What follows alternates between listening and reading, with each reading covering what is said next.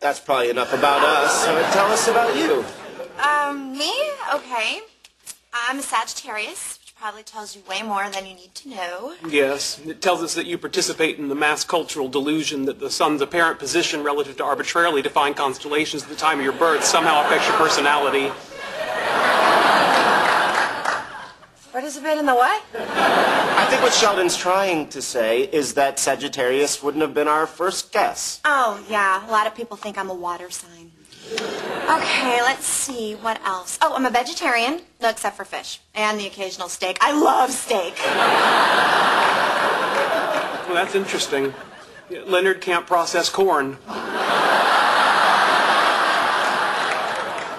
Well, so do you have some sort of a job? Oh, yeah.